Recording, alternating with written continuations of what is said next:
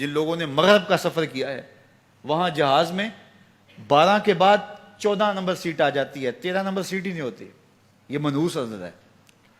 یعنی آج وہ کہیں اڑانے بھر رہے ہیں اور کہاں سے کہاں پہنچ گئے ہیں، لیکن یہ ذوف الاعتقادیہ پوری دنیا کے اوپر موجود ہے.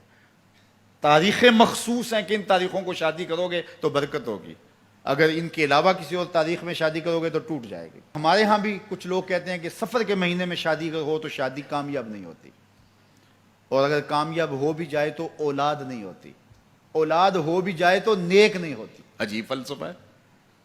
سیدہ فاطمہ تو زہرا رضی اللہ تعالی عنہا کی شادی حضرت سیدنا علی المرتضیٰ رضی اللہ تعالی عنہ سے سفر کے مہینے میں ہوئی. مجھے بتاؤ ایسی کامیاب شادی بھی کوئی ہو سکتی ہے، اور ایسا اچھا جوڑا بھی کوئی ہو سکتا ہے؟ اور پھر کہتے ہیں اولاد نہیں ہوتی، حسن حسین اور زینب پیدا ہوئے. ایسی اولاد بھی ہو سکتی ہے. اچھا اولاد ہو جائے تو نیک نہیں ہوتی. مجھے بتاؤ حسین جیسا نیک کون ہوگا، حسن جیسا نمازی کون ہوگا، اور زینب جیسی پردے دار کون ہوگی؟ تو یہ لوگوں کی اپنی خواہشات ہیں، زبان پہ جو کہہ دیے لوگ وہی مان گئے. میں نے دیکھا ہے کہ بعض اوقات لوگ 1 گھنٹے کی تقریر سننے کے بعد بھی پھر بھی کہتے ہیں نہیں اصل ہمارے خاندان میں وہ واقعی منحوس ہے، فرق تو پڑتا ہے.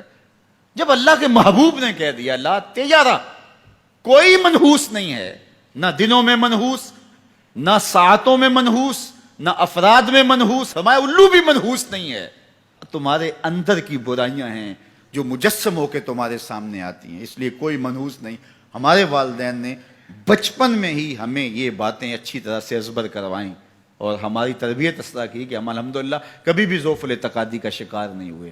تو آپ بھی اپنی اولادوں کی ابھی سے ایسی تربیت کریں کہ ان کا توکل اللہ پر ہو، ان کا توکل اللہ کی بابرکت ذات پہ ہو، اور وہ اسی پہ بھروسہ کرنے والے ہوں. جب اس پہ بھروسہ کرنے والے ہوں گے تو زندگی سوکھی گزرے گی.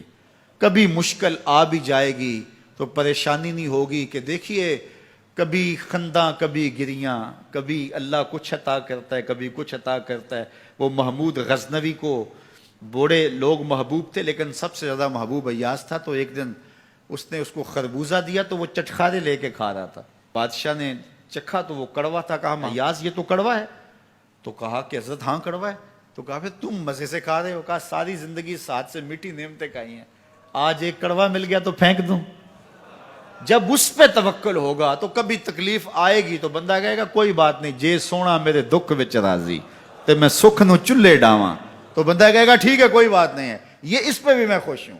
تو جب توکل اس پہ ہوگا تو پھر بندہ اس تکلیف میں بھی لذت لینے کا راستہ نکال لے گا. اور اگر یہ ہو کہ اس منحوسہ کی وجہ سے یہ سب کچھ ہوا ہے، کچیچیاں چڑھیں گی اس کے اوپر کہ اس نے یہ کیا ہے، مار ہی دوں قتل کر دوں، اس کو چھوڑوں نہ، زمین پہ رہنے کا حق ہی چھین لوں اس سے کہ اس منحوسہ کی وجہ سے یا اس منحوس کی وجہ سے یہ ہوا ہے. کوئی کسی کی وجہ سے نہیں ہوتا. یہ ہماری اپنی بدعمالیوں کی سزا ہے. اگر کوئی ہمیں نقصان در نقصان ہو رہا ہے تو توبہ کریں، اپنے گناہوں پہ غور کریں. کسی سے دھوکہ تو نہیں کر رہے، کسی کا دل تو نہیں دکھایا، ظلم تو نہیں کیا، اپنے ماں باپ کی نافرمانی تو نہیں کی. اور اگر ہمیں خیر پہنچ رہی ہے تو اللہ کا شکر ادا کریں.